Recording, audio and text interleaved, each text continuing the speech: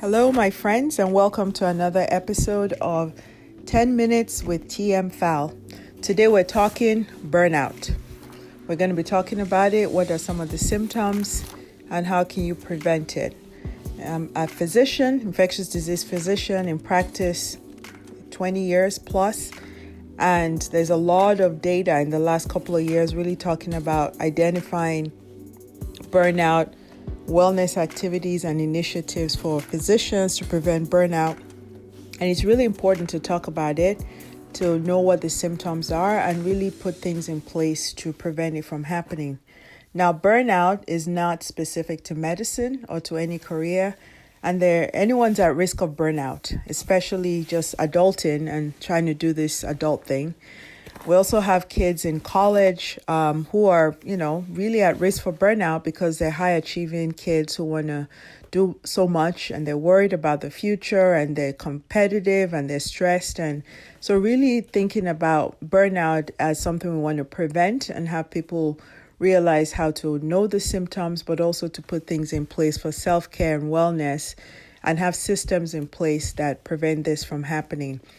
So what is burnout? In the simplest term, it's really actually not necessarily for humans. If you look at the noun, it's really kind of, reduction of a fuel of substance to nothing through its use or combustion, or the failure of a device through overheating, and then it burns out, right? It's kind of like an exhaustion for burnout. In terms of burnout, when we talk about with humans, we talk about, exhaustion of physical or emotional strength or motivation, usually from prolonged stress or frustration. And we talk about persons suffering from burnout or people showing signs of burnout. And really, the symptoms vary. The symptoms go anywhere from, things like just chronic fatigue, insomnia, to forgetfulness. Sometimes people have somatization of physical symptoms and headaches and belly pain, loss of appetite, anxiety, depression. For people in healthcare, it can manifest as being numb and just numb to things that are going on around you, or being callous and not caring and being unfeeling, or being short-tempered or irritable. So even if you do not work outside of the home, sometimes family members notice burnout, where as a mom, you're raising kids, you're doing all this stuff and you get increasingly irritable and jumpy and anxious and tired and, sleeping well. Those are all signs of burnout. So it's not specific to healthcare. It's been reported and studied a lot, but it really is something that any adult or person is at risk for if we don't know about how to put things in place to prevent it. So now that we've talked about kind of what is burnout, what are some of the symptoms, I really would like to spend the last 7 minutes talking about, what can you do to prevent burnout? And if you put in that word burnout on Google and you put in tips for physician wellness or preventing burnout, it's a lot of things. They talk about individual level things, institution things, societal things that we can put in place. And, that's an exhaustive list. And there's a lot of things you can do around wellness and self-care. I'd like to take a different spin on this and really think about, instead of giving a whole list of things you can do, kind of zoning it down to 3. And it really anchors on knowing yourself. And so this is something that I really strongly advocate for, is really taking time to know yourself and learn yourself. And it's something that, we're growing every day and adapting and changing somewhat.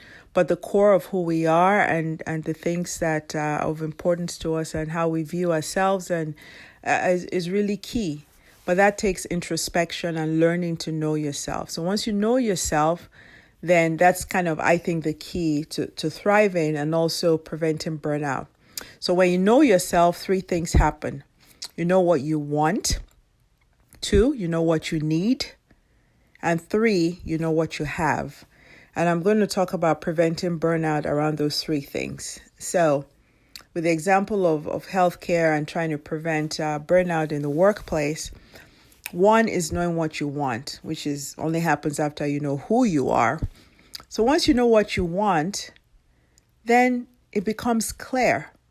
and it becomes clearer how to take care of yourself. Because when you know what you want, that means you're going after the things that are of importance to you, whether it comes to giving back, the kind of assignments you take on at work, the kind of volunteer activities you do, how you want your career to progress. So not just what somebody else wants for you, not somebody wants you to be a professor, somebody wants you to be in private practice, somebody wants you to be in this specialty. This is what you want.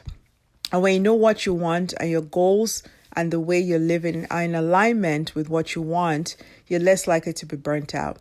You also know what it is you want in terms of work-life balance, how much you want to work outside of the home, how much you want to do extra things or not, and when it's a good time for you. So learning yourself allows you to know what you want. And the corollary of that is you know what you don't want.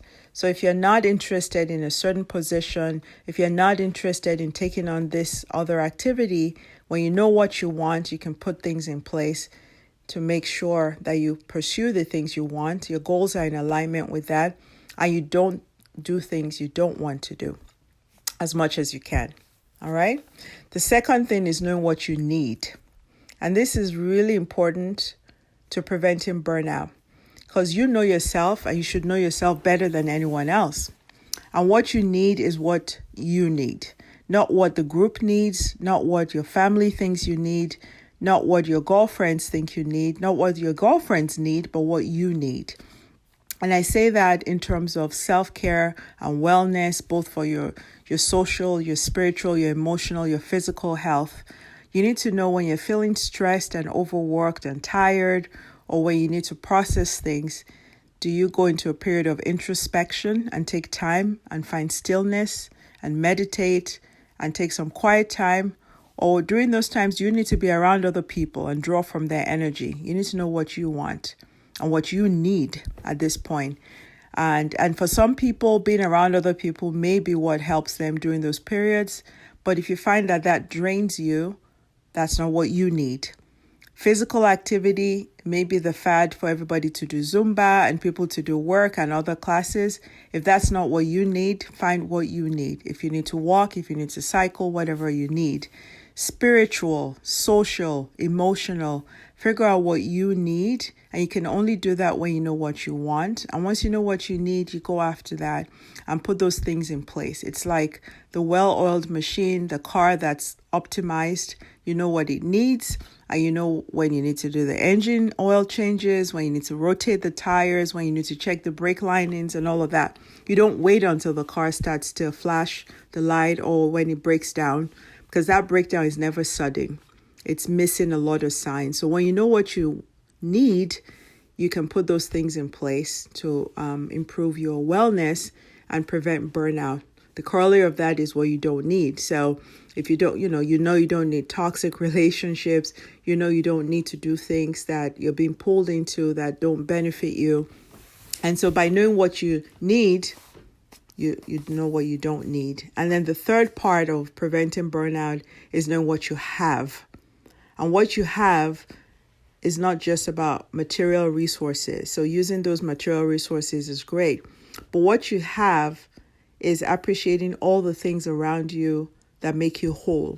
Those relationships that fulfill you, that strengthen you, those friendships that make you thrive, those friends in your life that remind you of the awesome person you are, even when you've forgotten that, the family around you, the children that make you happy, the work that you have and the job that you have that's giving back. So when you know what you have that sense of gratitude, you appreciate and nurture the friendships that you have, you pay it forward, and you also use those resources. You ask them for help. You have a circle that is great. You have a network of self-care and support. So by knowing what you have and appreciating that and being grateful for that, you can also put things in place to prevent burnout. The circle that tells you when you're getting irritable, that asks you, what do you need? And you're there to help them when they need help too. So the symptoms of burnout are there, and there are things we can put in place. It anchors on one thing and three other sub things. The first thing is knowing yourself, taking time to learn yourself and know yourself. and living your authentic life, living the best life that you can as you, nobody else. And with that, knowing what you want and what you don't want. 2, knowing what you need and what you don't need, and knowing what you have. Because when you do those things, you know what you want and you pursue those things. You know what you need and do those things to take care of yourself. And you know what you have and you appreciate the things that you have, the things, and more importantly, the people and relationships that you have. So those are my 3 main things about preventing burnout. There's an exhaustive list online and things you can do.